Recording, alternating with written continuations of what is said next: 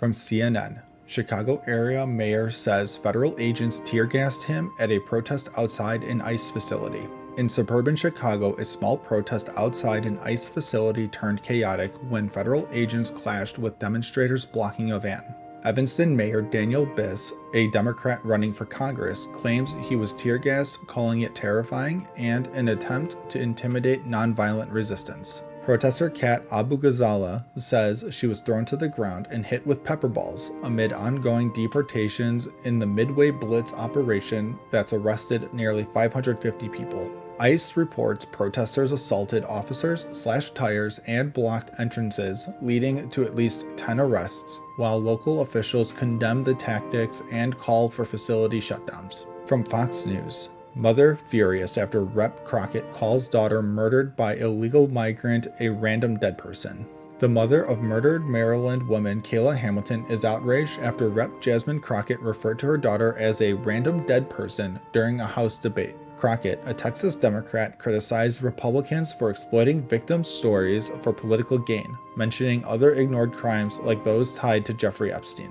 Tammy Nobles called the comment nasty and possibly racist, remembering Kayla as happy and energetic, killed by an MS-13 member who entered the U.S. illegally. The bill named after Kayla aims to tighten screenings for unaccompanied migrant children, with supporters saying it could prevent future tragedies for Americans and migrants alike. From the Irish News US, UK to explore reparations loan for Ukraine using frozen Russian assets. The UK is set to explore using frozen Russian assets to fund a reparations loan worth billions for Ukraine's war effort against Russian aggression.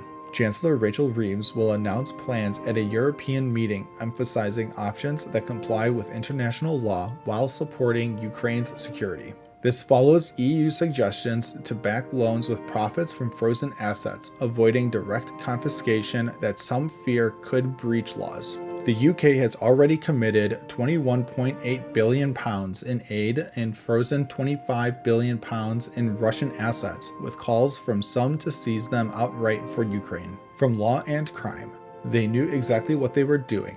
Florida men went on a hunt and killed 4-year-old girl in hail of gunfire. 5 Florida men have been convicted of first-degree murder in the 2021 drive-by shooting that killed 4-year-old Suni Bell in Tampa. Suni was in a car with her family when 3 vehicles pursued them, firing dozens of shots in what prosecutors called a targeted hunt. Andrew Thompson, James Denson, Jalen Bedward, Quandarius Hammond, and Zvante Sampson were found guilty, with some firing weapons and others driving. Despite defenses arguing guilty by association, jurors sided with the state, leading to mandatory life sentences without parole for the senseless act. From Variety, Jimmy Kimmel and Disney work to reach compromise to bring his show back.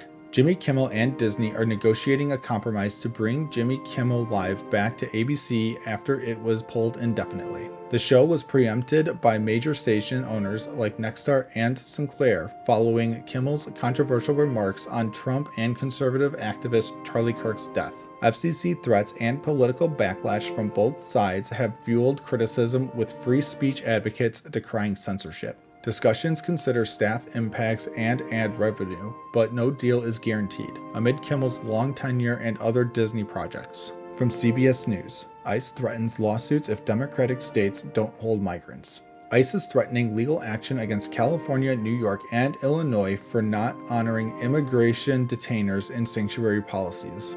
Letters from ICE demand compliance, warning of lawsuits via the Justice Department, and potential funding cuts for refusing to hold migrants briefly. States argue their laws build community trust and require judicial warrants, while ICE says it leads to criminal releases and more street arrests.